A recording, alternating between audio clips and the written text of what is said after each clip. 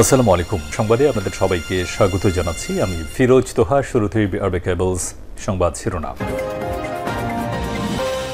বাংলাদেশের সর্বশেষ গুরুত্বপূর্ণ আপডেট সংবাদে আপনাকে স্বাগত। শুরুতেই সংবাদ শিরোনাম, এরপর বিস্তারিত। শুরুতেই জানিয়ে দিব, হাসিনাকে নিয়ে নতুন চাপে দিল্লি। ভারতের পক্ষ থেকে বহুরূপী নাটকীয়তা শেষে অনুষ্ঠিত ইউনূস মোদি বৈঠকের পর শেখ হাসিনা ইস্যুতে নিশ্চিতভাবে কূটনৈতিক চাপে পড়বে দিল্লি। বহুল আলোচিত এই বৈঠকে শেখ হাসিনাকে ফেরত চাওয়া হবে কিনা তা নিয়ে কূটনৈতিক মহলে ছিল নানা আলোচনা। এরপর জানিয়ে দিব, ডক্টর ইউনূস ও মোদির বৈঠকে আশার আলো দেখছেন মির্জা ফখরুল। বাংলাদেশ ও ভারতের সরকার প্রধানের মধ্যকার বৈঠককে দুই দেশের জন্য আশার আলো হিসেবে দেখছেন বিএনপির মহাসচিব মির্জা ফখরুল ইসলাম আলমগীর। এদিকে দেশে ফিরেছেন প্রধান উপদেষ্টা। বঙ্গোপসাগরীয় দেশগুলোর আঞ্চলিক সহযোগিতা জোটের বিমস্টেক শীর্ষ সম্মেলন শেষে থাইল্যান্ডের ব্যাংকক থেকে দেশে ফিরলেন অন্তর্বর্তী সরকারের প্রধান উপদেষ্টা অধ্যাপক ডক্টর মোহাম্মদ ইউনূস। এরপর জানিয়ে দিব, মিয়ানমারের সশস্ত্র বাহিনীর উদ্ধার ও চিকিৎসা কার্যক্রম অব্যাহত। মিয়ানমারের ভূমিকম্পে বাংলাদেশ সশস্ত্র বাহিনীর নেতৃত্বে উদ্ধার ও চিকিৎসা কার্যক্রম অব্যাহত রয়েছে। মিয়ানমারে গত 28 মার্চ তারিখে সংঘটিত বিধ্বংসী ভূমিকম্পের প্রেক্ষিতে প্রধান উপদেষ্টার নির্দেশে বাংলাদেশ সশস্ত্র বাহিনীর তত্ত্বাবধানে একটি বিশেষ দল বর্তমানে মিয়ানমারে অবস্থান করছেন। এদিকে ছুরির আঘাতে যুবক নিহত, গণপিটুনিতে অভিযুক্ত তরুণের মৃত্যু। রাজশাহী বাগমারা উপজেলার রণশিবাড়ি বাজার গ্রামে দোকানে ঢুকে এক যুবককে ছুরির আঘাত করে হত্যার অভিযোগ পাওয়া গেছে। এ ঘটনার জেরে স্থানীয় বিক্ষুব্ধ লোকজন অভিযুক্ত তরুণকে পিটিয়ে হত্যা করেছে। এ সময় ক্ষুব্ধ লোকজনের হামলায় পুলিশের উপপরিদর্শক সহ 6 জন আহত হয়েছেন। শুক্রবার 4 এপ্রিল বিকেল থেকে রাত 8টা পর্যন্ত বাগমারা উপজেলার ঝিকরার রণশিবাড়ি উপজেলায় এ ঘটনা ঘটে। এবং সর্বশেষ জানিয়ে দিব, কালশী ফ্লাইওভারে প্রাইভেট কার মোটরসাইকেল সংঘর্ষ, নিহত 2। রাজধানীর কালশী ফ্লাইওভারে একটি প্রাইভেট কারের সঙ্গে মোটরসাইকেলের মুখোমুখি সংঘর্ষ।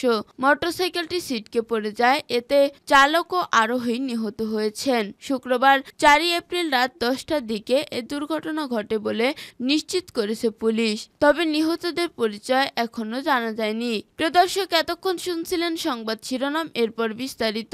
তবে তার আগে বন্ধু জানিয়ে দিন আপনি কোন স্থান থেকে আমাদের সংবাদটি দেখছেন এবং শুনছেন।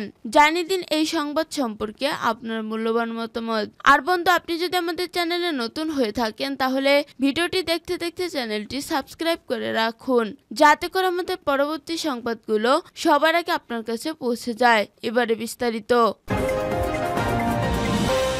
হাসিনাকে নিয়ে নতুন চাপে দিল্লি। ভারতের পক্ষ থেকে বহুরূপী নাটকীয়তা শেষে অনুষ্ঠিত ইউনূস মোদি বৈঠকের পর শেখ হাসিনা ইস্যুতে নিশ্চিতভাবে কূটনৈতিক চাপে পড়বে দিল্লি। বহুল আলোচিত এই বৈঠকে শেখ হাসিনাকে ফেরত চাওয়া হবে কিনা তা নিয়ে কূটনৈতিক মহলে ছিল নানা আলোচনা।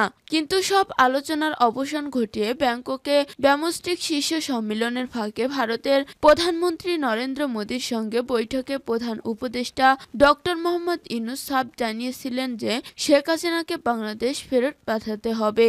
শেখ হাসিনা গণহত্যায় অভিযুক্ত আসামি ডক্টর মোহাম্মদ ইউনূসের পক্ষ থেকে শেখ হাসিনাকে ফেরত চাওয়ার বিষয়টিকে বাংলাদেশের কূটনৈতিক সক্ষমতা হিসেবেই দেখছেন আন্তর্জাতিক ও কূটনৈতিক বিশ্লেষকরা। আমার দেশ এর সঙ্গে আলাপে তারা বলেন, শেখ হাসিনাকে ভারত ফেরত পাঠাবে কিনা তা ভবিষ্যতের বিষয়। কিন্তু ডক্টর মোহাম্মদ ইউনূস শেখ হাসিনা সহ ভারতের সঙ্গে দ্বিপক্ষীয় অন্যান্য ইস্যু যেভাবে তুলে ধরেছেন তা বাংলাদেশের পররাষ্ট্র নীতির ক্ষেত্রে এক ইতিবাচক অর্জন। বিশিষ্ট রাষ্ট্রবিজ্ঞানী প্রফেসর ডক্টর আতাউর রহমান ইউনূস মোদি বৈঠক সম্পর্কে আমার দেশকে বলেন, আমি এই বৈঠকে ইতিবাচক হিসেবেই দেখছি। বেইজিং এ চীনের প্রেসিডেন্ট শি জিনপিং এর সঙ্গে ফলপ্রসূ বৈঠকের এক সপ্তাহের মধ্যেই ভারতের প্রধানমন্ত্রী নরেন্দ্র মোদির সঙ্গে ডক্টর ইউনূসের এই বৈঠক বাংলাদেশের কূটনৈতিক সক্ষমতার প্রমাণ বহন করে। এই বৈঠকের মাধ্যমে ডক্টর মোহাম্মদ ইউনূস তার কূটনৈতিক দক্ষতার প্রমাণ দেখেছেন। তিনি আরো বলেন, ভূ রাজনীতিতে বাংলাদেশ এখন এই অঞ্চলে অন্যতম খেলোয়াড়, যা ডক্টর মোহাম্মদ ইউনূস দেখিয়ে দিয়েছেন। শেখ হাসিনাকে ফেরত পাঠানো প্রসঙ্গে ডক্টর আতাউর রহমান বলেন, শেখ হাসিনাকে দিল্লি এই মুহূর্তে ফেরত পাঠাবে না, এটা আমরা সবাই জানি, ডক্টর মোহাম্মদ ইউনূসও জানেন। কিন্তু মোদির সঙ্গে প্রথম বৈঠকে এই ইস্যু তুলে বলটি এখন ভারতের কোর্টে দিয়েছেন ডক্টর ইউনূস। নিশ্চিতভাবে ভারত শেখ হাসিনা ইস্যুতে এক ধরনের চাপের মধ্যেই থাকবে, কারণ আগামীতে শেখ হাসিনার বিচার হবে, বিচারে তার সাজাও হতে পারে। ডক্টর ইউনূস ও মোদির বৈঠকে আশার আলো দেখছেন মির্জা ফখরুল। বাংলাদেশ ও ভারতের সরকার প্রধানের মধ্যকার বৈঠকে দুই দেশের জন্য আশার আলো হিসেবে দেখছেন বিএনপির মহাসচিব মির্জা ফখরুল ইসলাম আলমগীর। শুক্রবার 4 এপ্রিল সন্ধ্যায় রাজধানীর গুলশানে বিএনপি চেয়ারপারসনের কার্যালয়ে সাংবাদিকদের প্রশ্নের জবাবে এই প্রতিক্রিয়া ব্যক্ত করেন তিনি। মির্জা ফখরুল বলেন, বিমস্টেক সাইডলাইন বৈঠক হয়েছে, এটা খুব আনন্দের কথা।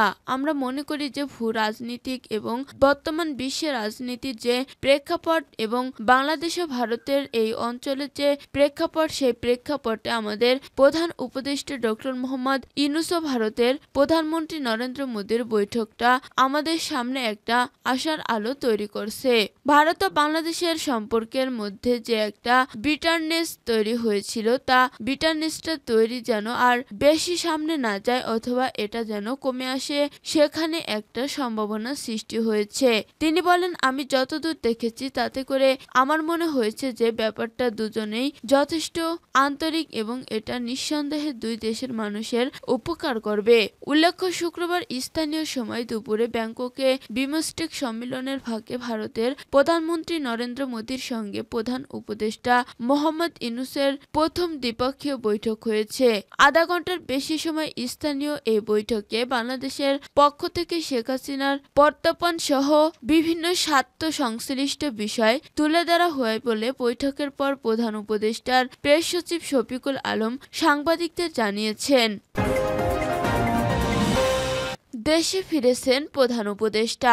বঙ্গোপসাগরের দেশগুলোর আঞ্চলিক সহযোগিতা জোটের বিমস্টেক শীর্ষ সম্মেলন শেষে থাইল্যান্ড ব্যাংকক থেকে দেশে ফিরলেন অন্তর্বর্তী সরকারের প্রধান উপদেষ্টা ডক্টর মোহাম্মদ ইউনূস। শুক্রবার 4 এপ্রিল রাত 10টা 5 প্রধান উপদেষ্টা ও তার সফরসঙ্গীদের বহনকারী বাংলাদেশ বিমানবন্দরে ফ্লাইট হজরত ঢাকার হজরত শাহজালাল আন্তর্জাতিক বিমানবন্দরে অবতরণ করেন। এর আগে থাইল্যান্ডের স্থানীয় সময় রাত 8টা 45 ফ্লাইটটি ব্যাংককের সুবর্ণভূমি আন্তর্জাতিক বিমানবন্দর ছেড়ে দেয়। বিমানবন্দরে প্রধান উপদেষ্টাকে বিদায় জানান থাইল্যান্ডের প্রধানমন্ত্রীর কার্যালয় সংযুক্ত মন্ত্রী জিরাপন সিন্ধুপ্রাই। প্রধান উপদেষ্টার প্রেস সচিব শফিকুল আলম গণমাধ্যমকে এসব তথ্য নিশ্চিত করেছেন। প্রধান উপদেষ্টা 2 দিনের থাইল্যান্ড সফরে বিমস্টেক সম্মেলনে যোগদান ছাড়াও সাইডলাইনে ভারতের প্রধানমন্ত্রী নরেন্দ্র মোদী সহ বেশ কয়েকজন দেশের সরকার প্রধানের সঙ্গে বৈঠক করেন। গত 2 থেকে 4 এপ্রিল 3 দিনের বিমস্টেক সম্মেলন ব্যাংককে অনুষ্ঠিত হয়।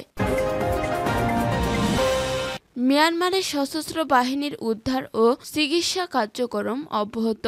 মিয়ানমারের ভূমিকম্পে বাংলাদেশ সশস্ত্র বাহিনীর নেতৃত্বে উদ্ধার ও চিকিৎসা কার্যক্রম অব্যাহত রয়েছে।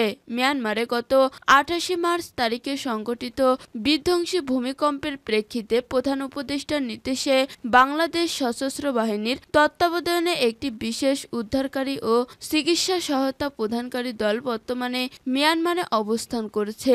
শুক্রবার আন্তঃবাহিনী জনসংযোগ পরিদপ্তর আইএসপিআর এক প্রেস বিজ্ঞপ্তিতে এই তথ্য জানান। বাংলাদেশ সশস্ত্র বাহিনীর নেতৃত্বে পরিচালিত এই মানবিক সহায়তা কার্যক্রম চলমান রয়েছে। এরই ধারাবাহিকতায় গতকাল বুধবার মিয়ানমার ফায়ার সার্ভিসের সদর দপ্তর ধ্বংস পড়া বিল্ডিং পরিদর্শন করা হয় এবং ক্লিয়ারিং অপারেশনের জন্য প্রতিবেদন দেওয়া হয়। শনিবার সরকারি কিছু অফিসের বিল্ডিং ও ক্লিয়ারিং অপারেশন পরিকল্পনা করেছে। উদ্ধার কাজ কার্যক্রমের পাশাপাশি 1000 শয্যা বিশিষ্ট জেনারেল হাসপাতাল, 50 শয্যা বিশিষ্ট যুবথিরি জেনারেল হাসপাতাল ও 100 শয্যা বিশিষ্ট লি ওয়ে হাসপাতালে বাংলাদেশ চিকিৎসক দলের বিশেষজ্ঞগণ 150 জন রোগীর চিকিৎসা সেবা প্রদান করেছে। উল্লেখ্য, বাংলাদেশ মেডিকেল টিমের সার্জিক্যাল বিশেষজ্ঞগণ 2 জন ক্যান্সার রোগীর জটিল অস্ত্রোপচার অংশগ্রহণ এবং আর্থোপেডিক সার্জনগণ একটি জটিল সার্জারিতে অংশগ্রহণ করেন। এখন পর্যন্ত সর্বমোট 227 জন রোগীকে চিকিৎসা সেবা প্রদান করা হয়েছে।